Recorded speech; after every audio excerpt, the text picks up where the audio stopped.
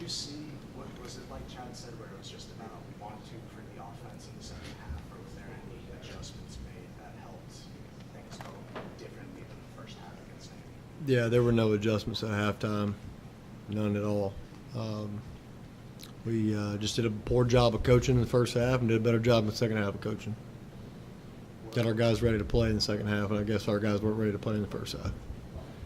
What is it about Memphis that's been a difficult matchup for your offense the last couple of years?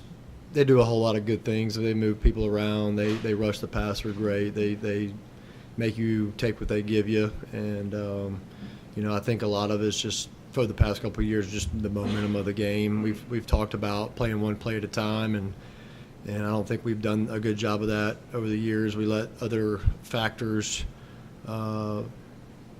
determine whether we play good or not, whether it be rain, cold.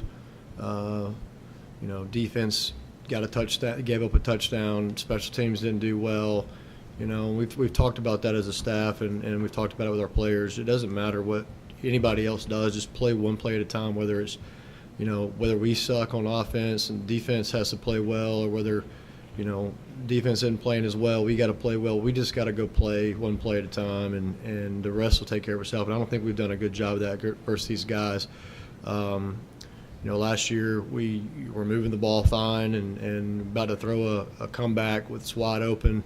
Felt like we had a really good scheme there. We're sliding out to the left, and for whatever reason our left tackle didn't slide out and got hit in the back and scoop and score, and they didn't score, but they got on the 5-yard line, and after that we let that bother us to where we really couldn't do anything after that, and that's not what we were about, and that's not what we're supposed to do. So it's going to take us doing a better job coaching that up and just going and play one play at a time, and the scoreboard will take care of itself.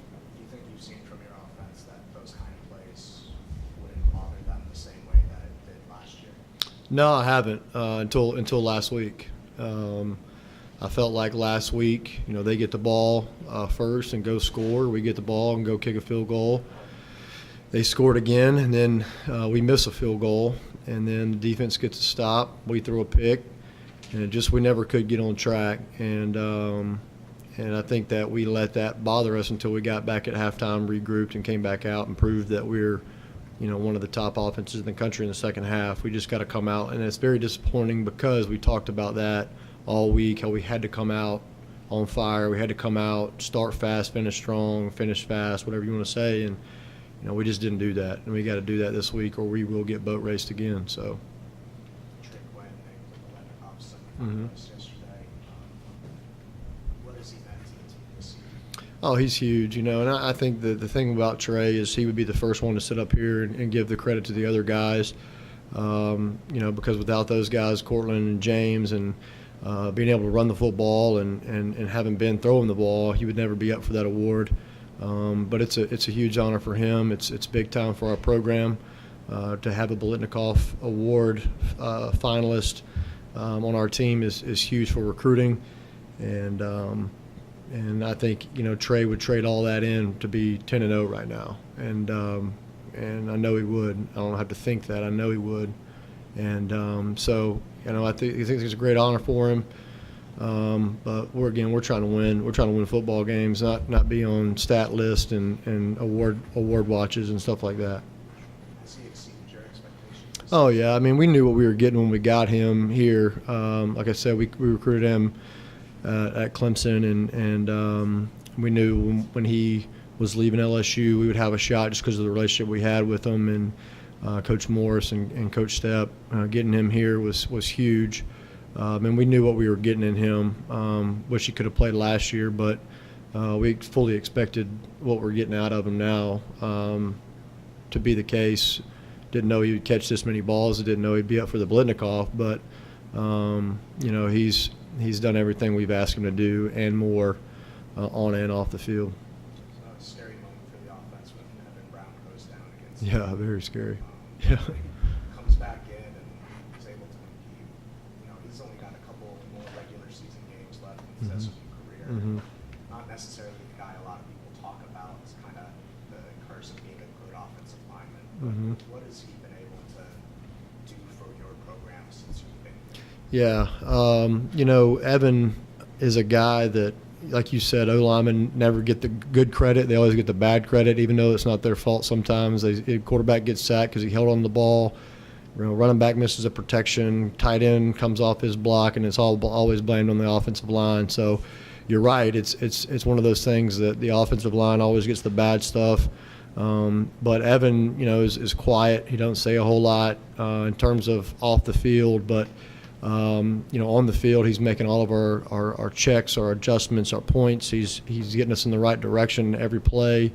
And to me, actually, I think I take advantage of it sometimes because I know he's out there, and I know he's going to get us in the right play, get us in the right, I should say right point, not play, but gets us in the right slide protection-wise. And, he's played a lot of ball around here. He played before we even got here. He's a guy that we actually looked at Clemson as well, and he's a stud inside. I think he's one of the best in the country, if not the best. Doesn't get a whole lot of recognition, like you said, because we have a lot of other guys, skilled guys that are making a lot of plays and doing a lot of big things that are getting them some really good statistics. But there's not many statistics, I guess, that everybody looks at from terms of an O-lineman. But I think he's done a really, really good job. He's a guy that will be missed around here once he's gone. But, again, that's part of football, and you got to reload, and we feel like we've recruited a really good one behind him in Hayden. And Hayden's getting to learn behind one of the best in the country. So, I can't talk more about Evan. I can't say enough good things about Evan, I should say. And he's a very very, very important to our offense and a huge unsung hero for us on our offense this year, for sure. What kind of impact does he have on the younger guys on the line? I think they watch him and his work ethic on the field and how he practices well, and even in the games, when you see him, they're doing certain things, they're bringing certain pressures, and Fry's over there, getting it figured out and getting them going in the right way. And then Evan, everybody everybody follows behind Evan, whether young guy, old guy, or what. He does a really good job inside. But the young guys really watch him, his leadership ability, his and how he leads by example. Again, he's not a very vocal guy, but I try to make him that. But he's just not that. He leads by example, and I think those guys watch how he works and try to follow in line with him. What do you see from Hayden when he came in and filled in for Evan? He did a good job. We didn't miss Evan that bad, I guess you could say, but as soon as he went down, you could hear on the headsets. It was just like a big grasp of air just kind of going out of our bodies, I guess. But thankfully he was okay. It looked worse than it was, so we were excited about that. But Hayden came in. He had been playing already, so he was kind of in the mix already. He wasn't sitting over there cold, and so he moved in there and did a really good job for the limited amount of plays that he had to go. Anything else, guys? All right, guys, thanks.